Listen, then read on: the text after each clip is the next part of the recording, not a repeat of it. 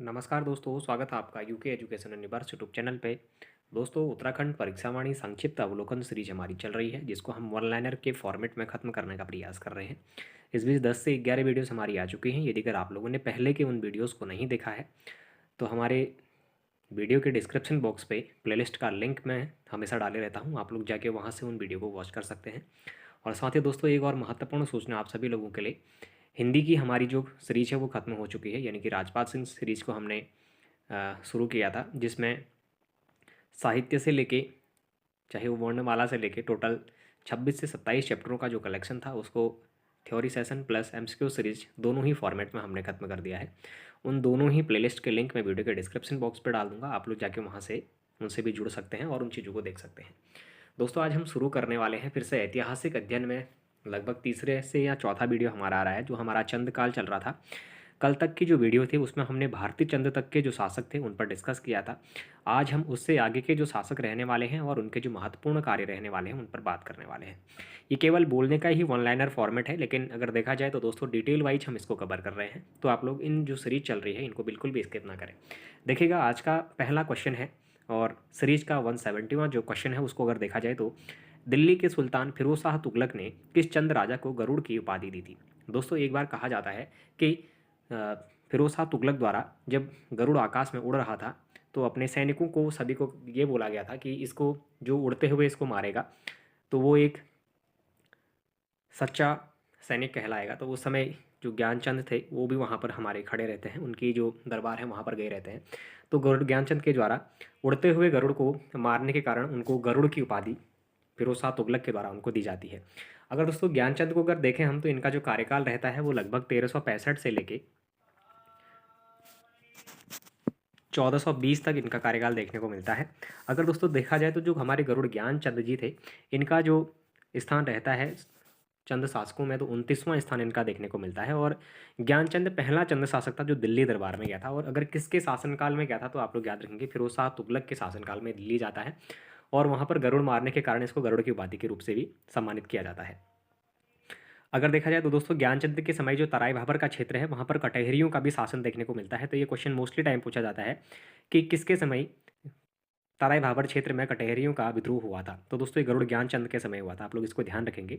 और फिरोज शाह तुगलक ने ज्ञानचंद को गरुड़ की उपाधि दी थी, ये तो आप लोगों को सभी को अब याद हो जाएगी। और तराई का जो क्षेत्र है वो भी ज्ञानचंद को फिरोज शाह तुगलक के द्वारा ही सौंपा जाता है और विशेष उसी के लिए फरमान लेके उनके पास गया भी होता है। अगर देखा जाए तो दोस्तों ज्ञानचंद को जब गरुड़ की उपाधि मिली तो उसने क्या किया कि उस समय जब शासन इसका चल रहा था तो राज चिन्ह को इसने गरुड़ कर दिया। जबकि अगर चंद्रवंश का जो राज चिन्ह था अगर उसको देखा जाए तो आप लोगों ने देखा होगा वो गाय देखने को मिलता है। लेकिन वहाँ पर जब उसको गरुड़ की उपाधि मिलती है तो वो अपने, जब उसका सत्ता जो उसकी चल रही होती है, वो सोचता है कि उस समय जो हमारी वंश जो चल रहा है चंद्रवंश, उसका जो राज चिन्ह है उसको मैं गरुड़ कर दूँ, तो उसके द्वारा ये करा जाता है। लेकिन बाद में फिर हटा दिया जाता है उसको, गाय ही जो चंद्रवंश है उसके राज चिन्ह के रूप में जानी जाती है। तो दोस्तों अगर कहा जाए तो जो ज्ञानचंद था वो एक विष्णु उपासक के रूप में उसको जाना जाता था। और जो सेरा है, जैसे खड़कोट ताम्रपत्र, इसे राजा धीराज महाराज भी इसको कहा गया है उसमें। अगर इसके जो सेनापति है अगर उनकी बात करें तो दोस्तों बहुत इंपॉर्टेंट क्वेश्चन है, इससे पहले ये पूछा गया है, नीलू कठायत। याद रखिएगा, जो गरुड़ ज्ञानचंद का जो सेनापति था ये नीलू कठायत के रूप में जाना जाता है और एक वीरवान सेनापति के रूप में भी इसको जाना जाता है। अगर देखा जाए तो गोबास ताम्रपत्र किससे संबंधित है, अगर आप लोगों से पूछा जाता है तो दोस्तों जो आपका गोबास ताम्रपत्र है ये गरुड़ ज्ञानचंद से संबंधित हमारा देखने को मिलता है। वहीं अगर देखा जाए तो दोस्तों 1423 ईस्वी में जो बालेश्वर मंदिर ताम्रपत्र का संबंध विक्रम चंद से था और विक्रम चंद्र उद्यान चंद का पुत्र था। अगर देखा जाए तो जो दोस्तों गरुड़ ज्ञान चंद जो था उसके पापों के प्रायश्चित करने के लिए जो बालेश्वर मंदिर है उसका जीर्णोद्धार उद्यान चंद के द्वारा किया जाता है और उसका जो कार्य पूर्ण है वो विक्रम चंद के द्वारा किया जाता है, ऐसा माना जाता है किताबों के अनुसार। मैं आप लोगों को बता रहा हूँ। अगर देखा जाए तो दोस्तों जो 1423 ईस्वी का एक ताम्रपत्र जो है गुजराती ब्राह्मण कुंज शर्मा तिवारी के नाम पर मिला है वहीं से। और कुंज शर्मा तिवारी का बालेश्वर मंदिर के जीर्णोद्धार में प्रमुख योगदान देखने को मिलता है। वैसे अगर देखा जाए तो दोस्तों यहाँ पर उद्यान चंद को देखने को मिलता है और ये काम जो पूर्ण करता है वो विक्रम चंद के रूप में उस काम को पूरा करने को देखने को मिल पाता है। तो देखिएगा क्वेश्चन नंबर 171 जो आपका देखने को मिल रहा है, मझड़ा ताम्रपत्र से श्री राजा विजय ब्रह्मा कहा गया है। श्री राजा विजय ब्रह्मा जो मझड़ा ताम्रपत्र है उसमें गरुड़ ज्ञानचंद को कहा गया है। ये क्वेश्चन हम पहले डिस्कस कर चुके हैं। अच्छा, अगर उसके बाद बात करें तो दोस्तों किस चंद राजा को कुमाऊं का मोहम्मद तुगलक कहा जाता है? दोस्तों कुमाऊं का मोहम्मद तुगलक हमारा किसको कहा जाता है? देवीचंद को कहा जाता है। कहने का मतलब ये है कि जो हमारा मोहम्मद तुगलक था वो खुद को एक बहुत ज्ञानी शासक समझता था, और जिसने अगर देखा जाए तो बहुत से ऐसे कार्य किए जो असफल देखने को मिले थे। उसको लगता था कि मैं सफल कार्य कर रहा हूँ, लेकिन सदैव हुई एक असफल रहता था। चाहे वो मुद्रा प्रणाली के परिवर्तन से संबंधित हो या फिर अपनी सत्ता को स्थापित करने की प्रक्रिया से हो, जहाँ भी है लगभग मोहम्मद बिन तुगलक ने मार खाई थी। तो उसी तरीके से तो देवीचंद था वो भी एक मोहम्मद तुगलक बनना चाहता था, यानी कि एक बहुत बड़ा राजा बनने को सोचता था। तो इसीलिए उसको कुमाऊं का मोहम्मद तुगलक के रूप में जाना जाता है। अगर फिर देखा जाए तो दोस्तों देवीचंद के जो महत्वपूर्ण शासन जो रहता है वो अगर देखा जाए तो दोस्तों लगभग 1720 से लेके 1726 तक रहता है।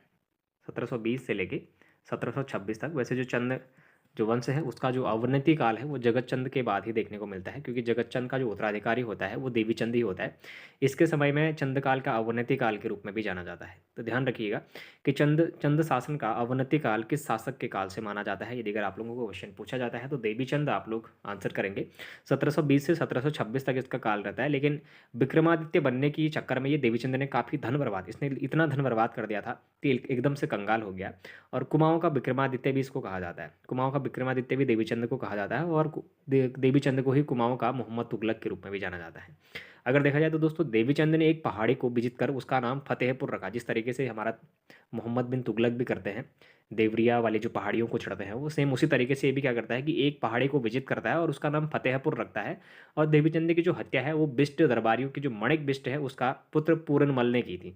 तो ध्यान रखिएगा कि अगर कभी क्वेश्चन पूछा जाता है कि अवनतिकालीन राजा देवीचंद की हत्या किसके द्वारा करी गई, तो दोस्तों ये पूरनमल के द्वारा करी गई थी। देवीचंद के बाद भी ऐसे अनेक शासक हुए, जैसे अजीत चंद था, कल्याण चंद था, दीपचंद हो गया, मोहन प्रद्युम्न चंद, क्योंकि प्रद्युम्न शाह वहाँ से यहाँ का आकर हमारी कुमाऊँ की गद्दी पर बैठा था। शिवचंद अंतिम जो राजा था कुमाऊँ यानी कि चंद वंश का, तो महेंद्र चंद के रूप में हमारा देखने को मिलता है।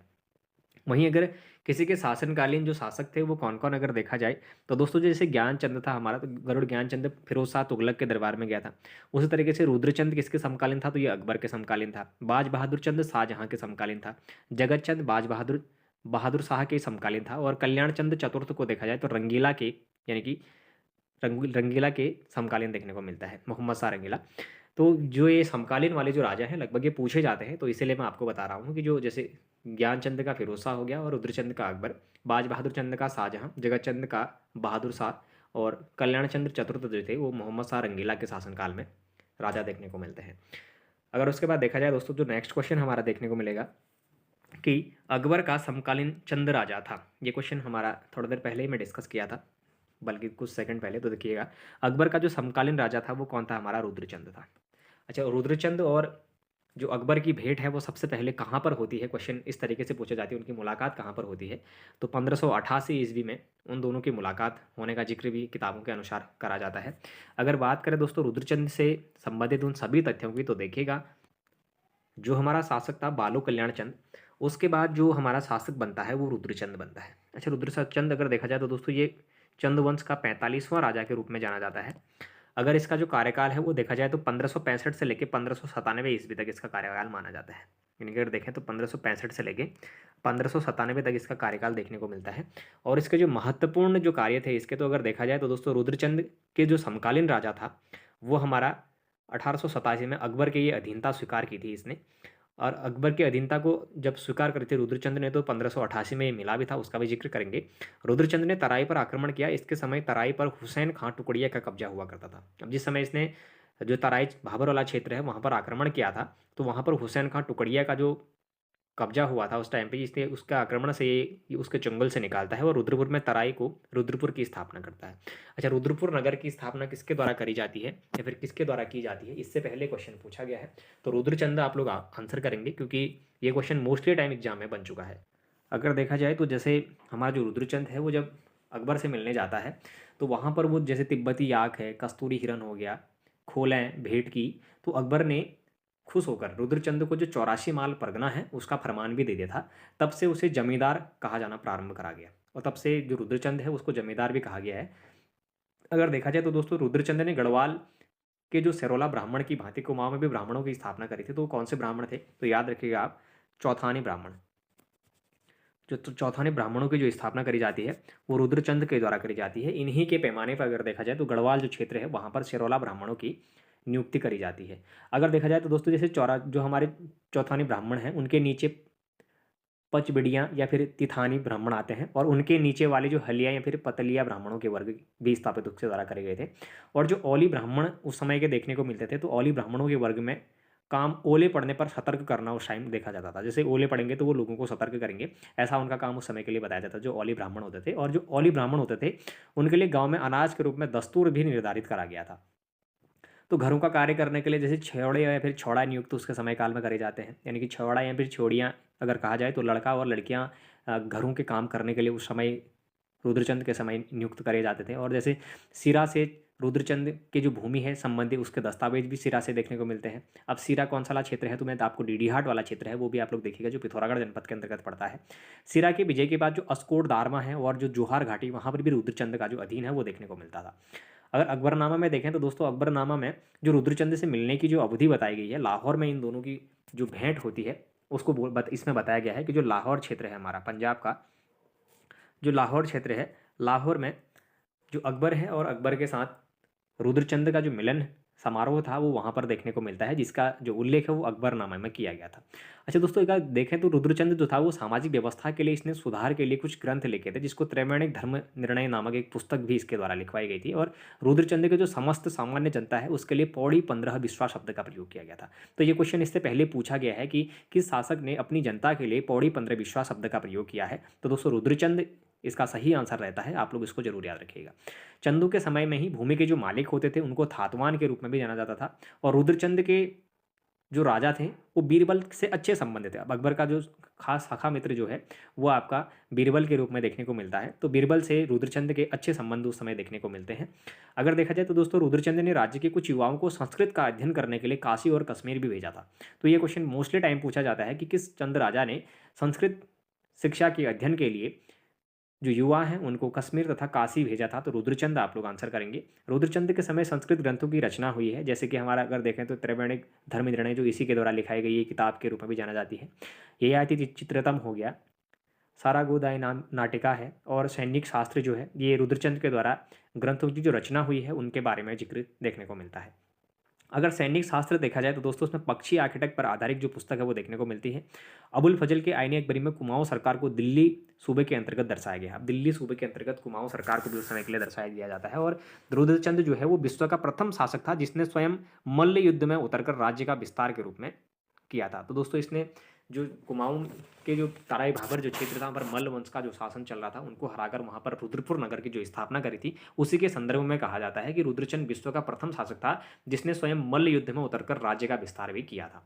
तो दोस्तों रुद्रचंद से हमारे लगभग इंपॉर्टेंट क्वेश्चन तो इतने बनते हैं, लेकिन एक दो और थोड़ा सा इंपॉर्टेंट क्वेश्चन अगर मैं आपको बताऊं तो जैसे उनका जो सेनापति था वो कौन था, तो दोस्तों पुरुषोत्तम पंत, ध्यान रखिएगा पुरुषोत्तम पंत, ये इनका प्रसिद्ध सेनापति देखने को मिलता है पुरुषोत्तम पंत।